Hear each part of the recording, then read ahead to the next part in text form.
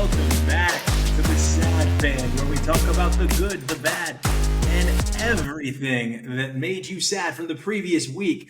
We're going to do a little bit of stargazing into next week as well, but you know what made me not so sad is getting this one not spot on.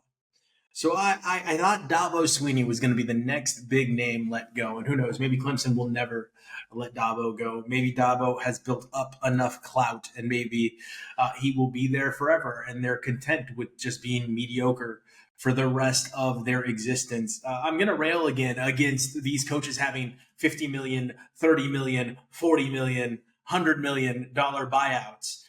Because it's not fair to the faculty, it's not fair to the students, it's not fair to tuition prices to continue to pay these losers that would not make that much money in the real world if they sucked at their job. It's not fair that they continue to get paid. So, of course, I'm saying I was wrong because I am referring to Brian Kelly being handed his ass by LSU and a ticket out the door. He had this coming for a long time. All right. Brian Kelly, is he a good football coach? Probably. I mean, good, I guess that's fair. Good is fair. But is he at this level a good football coach? I think he's just okay. I think Notre Dame has some pretty easy games. I think he was able to ride that Notre Dame wave of playing one or two good teams a year, which is what I keep saying about certain teams that we continue to give all this credit to. They play one or two good games and we consider them amazing until they actually play a good team. I don't think Penn State is good, but before Franklin was let go by Penn State, he did state, and one of the reasons why he was probably let go, that this is the best team he's ever had in his tenure at Penn State. He was at Penn State a very long time. Okay, he was given a lot of leash, and yes, he consistently finished with 8 or more wins. But you know why? Because he played 8 or more loser teams.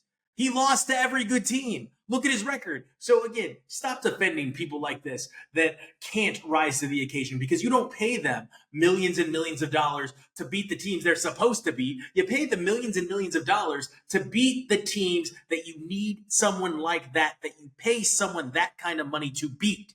So, you know who else sucks at this? Brian Kelly. Brian Kelly sucks at this, and he sucked at this for quite some time. When it comes down to Brian Kelly and his tenure at LSU, it can be summed up in one word: loser. He was a loser the entire time he was in LSU. And because college football, thank you, was largely chalk outside of Arch Manning in Texas being pushed to the brink by Mississippi State, a bad Mississippi State team, we don't have a ton to talk about in college football because we got exactly what we were hoping to get out of this college football weekend. And I think that it's okay. I'm okay with Brian Kelly being fired because one thing that shows us is you can't suck and be a dick. Brian is a notorious dickhead. Everywhere he's gone, everywhere he's coached, he's been an arrogant dickhead. And if you're going to be an arrogant male appendage, every single place you go without really any legs to stand on as it pertains to your skills, then guess what? You deserve to be fired. You cannot go around treating the media, treating humans in a certain way and expect to always be okay. You can't expect to always not be shown the door. And Brian Kelly was shown the door this weekend, and it was earned. Like, you earn these punishments. These punishments are not given out for no reason. LSU has a standard expectation of greatness, and they should. They have more athletes than almost any other team in the entire nation. And Brian, if you can't go there and make that offense work, that's on you. You can't compete with other coaches. You're not smart enough. So maybe drop the arrogance, leave it at the door. God, I hope he doesn't get the UCLA job as I say this. Franklin's going to be up for the big jobs. He's going to be up for the big jobs. It could be Florida. It could be Florida. I hope he does not get to. I hope they send his ass back to Cincinnati where he can be arrogant about beating, MACtion teams. But right now, let's just revel in this where currently, at least this weekend in college football, with Brian Kelly getting fired, we can actually live and bask in the sunlight of a world where dicks get what they deserve. And Brian Kelly, again, make no mistake about it, was a dick his entire time at Notre Dame, his entire time at LSU. He was a complete asshole to the people around him, to the media. I mean, I think it was a story I heard on another podcast where he once had his assistant coaches park his car while he was at, where was it, Massachusetts, UMass? So let's go ahead and say good riddance. I'm not an LSU hater. Let's hope that LSU gets a good coach that makes them competitive again, because college football is a lot more fun when LSU is competing, when they are playing a high-flying brand of football, and we're able to see what those athletes are capable of at LSU. Now, I said briefly, bye again, by the way, Brian Kelly. We're not going to miss you. I'm sure we're going to see you next year somewhere where you don't belong as well. Penn State versus Ohio State, I find to be a very intriguing game as we go into next weekend. I really do. Penn State versus Ohio State could be something that is fun because, as I said, Franklin stated that this Penn State team, is the best team he ever coached. So why not believe in something? Why not believe that Penn State has the capability to upset an Ohio State this weekend? Now, Ohio State is a huge favorite, a 20-point favorite. But what if? What if they play down to their competition? What if Penn State plays up to theirs? What if Penn State goes, this is our one chance to show the world that we are not a joke. This is our chance to show the world we belong and we need to be looked at as a team that can compete next year, that should attract a high-profile head coach. I think that Penn State stands a chance because it's Penn State. The name stands a chance against the name Ohio State. It just does. You cannot deny that brand that exists with the Nittany Lions. So let's keep an eye on that game. And then, of course, we've got a huge matchup with Vandy and Texas. Why is this a huge matchup? Because we've got Diego Pavia, who very well could be in the Heisman race, should be in the Heisman race with what he's been able to do at Vanderbilt, versus the preseason frontrunner Arch Manning and Texas, and head coach Steve Sarkisian, who is somehow again going to make the leap to the NFL. And I'm sitting here like, really? We're going to do this experiment again? Well, he's underwhelming at Texas every year that he's been there. I mean, it's Texas. Again, you're a team that should rattle off 8 wins a season just on talent alone. So you're underperforming because you're not winning the big games. Okay, he had a win against Alabama with Quinn Ewers years ago, and he's been underwhelming ever since that moment in time. So I think this game is very interesting because this game will make or break Steve Sarkisian going to the pros. It will make or break Texas making it into the playoffs, and it will make or break Diego Pavia's Heisman case. And I really think there's something there, and I think Vandy is going to lay the wood to Texas. I think Texas is going to be really beat up in this game. And I think that this is something that is not getting the recognition that it should, because right now you can get Vandy as a 1.5-point underdog. I'm taking that. I'm taking Vanderbilt as a 1.5-point underdog because I think they go into Texas and they beat Texas outright. That's what I think is about to happen in this game. I haven't seen enough from Arch Manning that shows me that he's going to be able to compete here. And I've seen nothing but Vanderbilt raising their game and performing above what we know that brand of football to be. So that game is another game we need to focus on and understand that this game could be one of the games that dictates the SEC, that dictates the college football playoff, and it dictates the seeding in which we're going to see. Finally, the SEC has one last make or break game in Oklahoma versus Tennessee. These are two teams that started off the season with tremendously high hopes. And at the end of this game, one of these teams is going to have 3 losses and be looking at bowls. They're just going to be looking at the Duke's Mayo Bowl and hoping they make it. I'm hoping that Joey Aguilar and Tennessee are able to pull this off because I really liked Tennessee coming into the season. I really like Josh Heupel as a head coach. So I would love to see that team pull off this upset. I would love to see Oklahoma not get close again and regret their decision to join the SEC for all of those dollars. Because I think as long as Oklahoma has Brett Venables and as long as Oklahoma is in the SEC, they will not even sniff the playoffs. Now, that's just our college football coverage. There was so much going on this weekend that we're not going to get to cover. We had UFC have a heavyweight fight with Ciryl Gane and Tom Aspinall that ended in an eye gouge, that ended in an eye poke. And many of the reviews after this fight said he should have kept fighting. Tom Aspinall was getting worked, had no reason to not stay in this fight, and chose to say he could not continue. The referee gave him a choice, and he chose to not continue. So, is he going to show up in the rematch? Because Dana White has already said there is going to be a rematch. Is Ciryl Gane going to beat him again? And is it going to be decisive? Or is Tom Aspinall going to show up ready to fight this time around? We don't have enough time to go over that. The Dodgers and the Blue Jays appear to just be throwing haymakers at each other in this World Series so far in Game 1 and 2. It is who's going to land the knockout blow to end this game. Because the Jays came out in Game 1 and ran roughshod over them. And then the Dodgers, behind Yamamoto's arm, did the same to them in Game 2.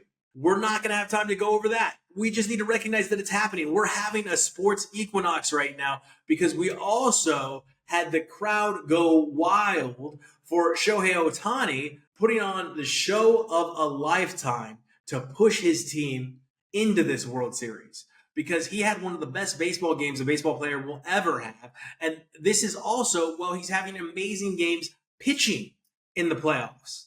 So we don't have enough time, but you need to get there. You need to get over to baseball, and you need to watch this World Series. It is a lot of fun, and hats off to the Seattle Mariners. What a season. The entire United States of America is sad that they were not able to keep it rolling after going up by 2 games at the beginning against the Blue Jays. Like, nobody's happy about this. Nobody wanted to see this happen. And instead, we were forced into this World Series, but it's going to be so much fun. Shohei Ohtani might be the best baseball player ever. And if you're not tuning into baseball right now, you're missing that. You need to catch these World Series games. You need to at least catch highlights. You need to see what's going on over there because it is phenomenal. And then, of course, we had the entire world of Twitter explode about Victor Wembanyama and how he will be unstoppable. I'm going to tell you what's going to stop him, his ankles. That's it. He will be stopped by his ankles. So I'm not going to go crazy. Kevin Durant was a freak too.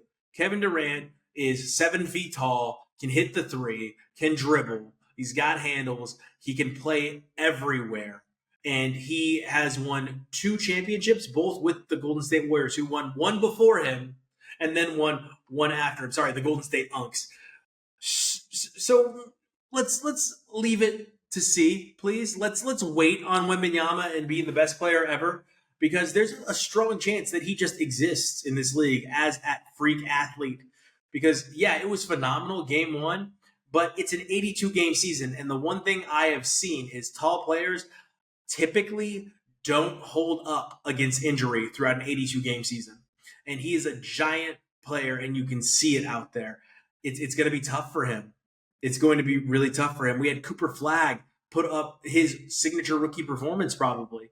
We had LeBron trying to make a big show about being injured with sciatica, and then Luka doing nothing but going out there and balling. And then Austin Reeves goes out there and puts up 51 points last night. There is so much going on and so little time to get to each and every aspect of sports that we need to pick and choose what we're covering.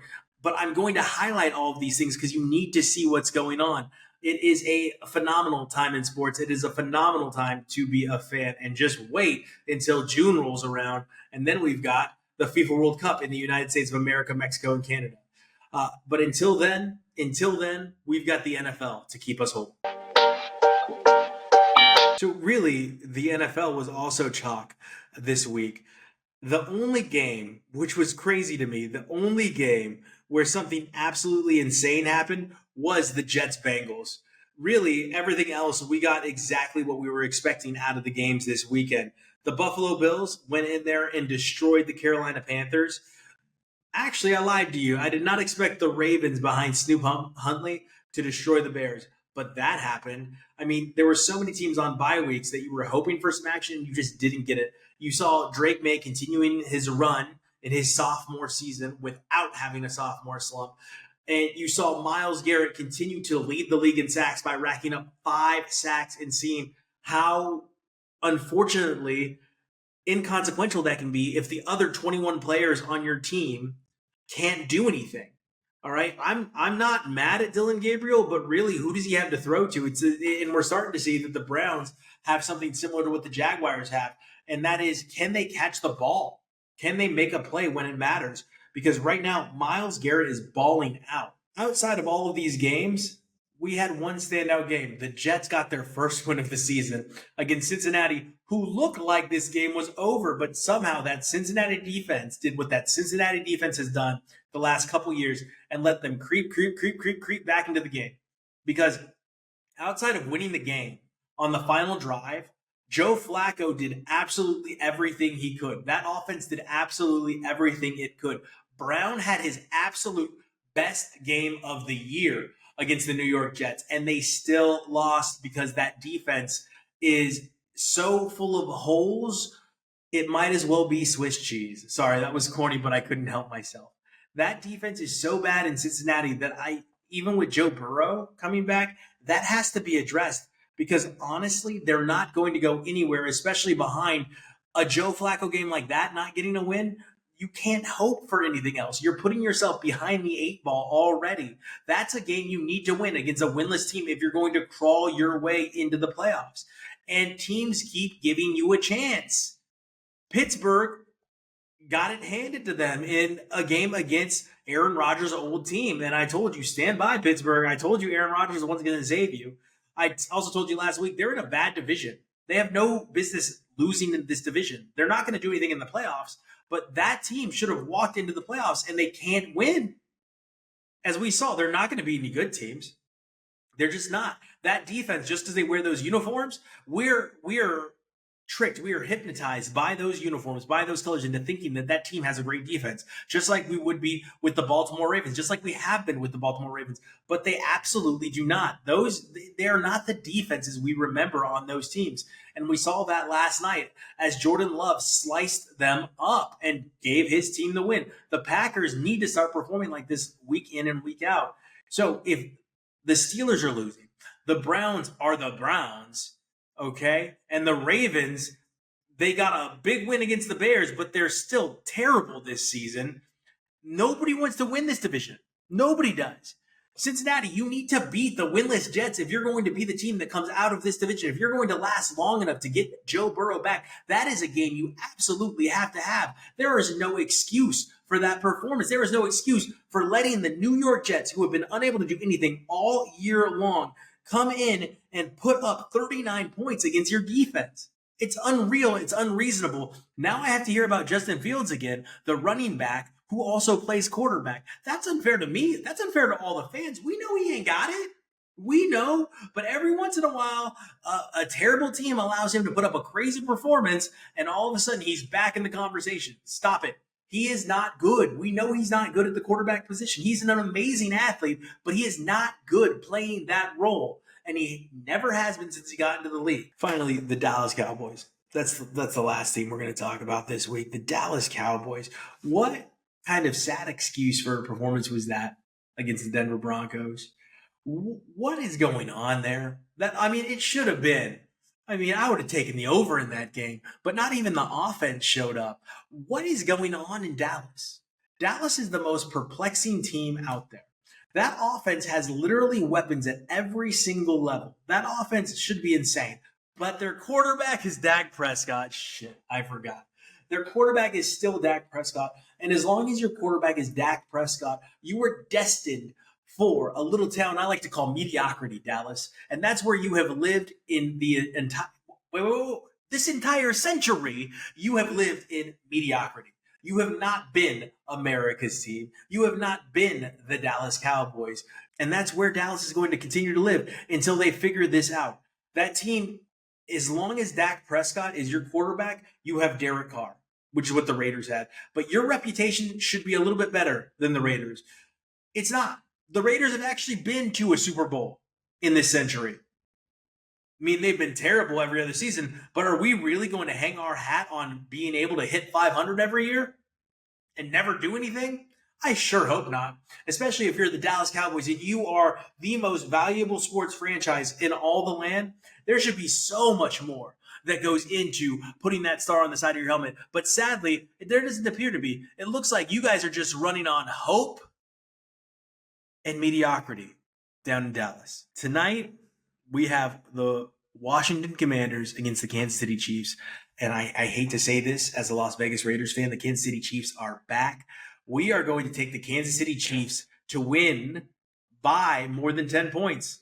I hope I'm right with Daniels being out hurt, with Mariota coming in there and trying to play with a squad that is incredibly injured.